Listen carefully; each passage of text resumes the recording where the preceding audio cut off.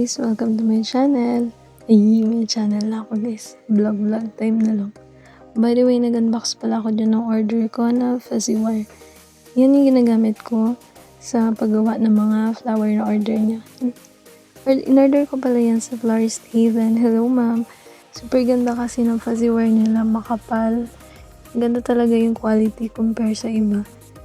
And yun kasi famous din naman na binibilan niya ng mga fuzzy wire. Kaya sa mga crafter dyan kayo mag-order kay Florist Haven.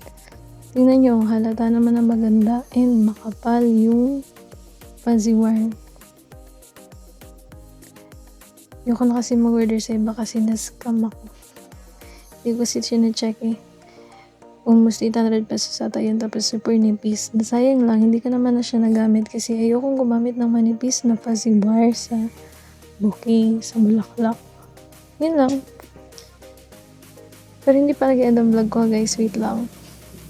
After pala niyan, naglinis na ako kasi yung working area ko ay super kalat na. And ilalagay ko kasi yung table. Kasi nahihirapan ako guys magawa ng bulaklak na nakaupo lang sa lapag. Ang sakit-sakit kasi sa likod and sa legs. Inilist ko muna dyan yung mga bulaklak, mga bouquet, mga ibang kabubot, mga gamit. Sorry guys, nahihirapan ako kasi first time ko mag-vlog B. Unawain niyo muna pag-voice over ko. Pag-vlog din. Dito na tayo mag-vlog. Huwag na magano. Kaya pala sa mga fans ko dyan, shout out, shout out. Ayun. By the way dyan pala, nahihirapan ako mag-ayos ko. Gagawin ko dyan kasi super taas pala niyan sa table. Ang ginawa ko na lang is hinati ko yan na dalawa para magamit ko pa rin yun kasi wala akong lagayan ng mga nasa flower pot. Yung mga bulaklak na ginawa ko. Kagaya yung daisy, ayan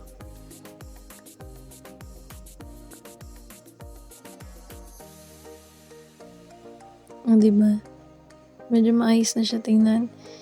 And kulang na lang ng upuan. Next naman, baka makabili na ng upuan. Diyan maglalagay pa ako dyan ng mga lagayan ng bouquet kasi wala akong sabitan and wala akong lalagyan. Yung mga fuzzy wire doon ko na lang muna sa ilalim. And yung wrapper pala, wala din akong lagayan kaya magpagawa din ako or bumili na lang din. Yan, after nan, nais ko na din yung mga laman ng box. Sinaperate ko yung mga ribbon, mga tips, mga hindi na din kailangan. Tapon na din.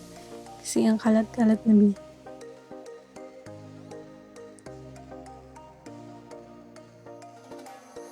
Yan, patapos na din naman ako dyan guys.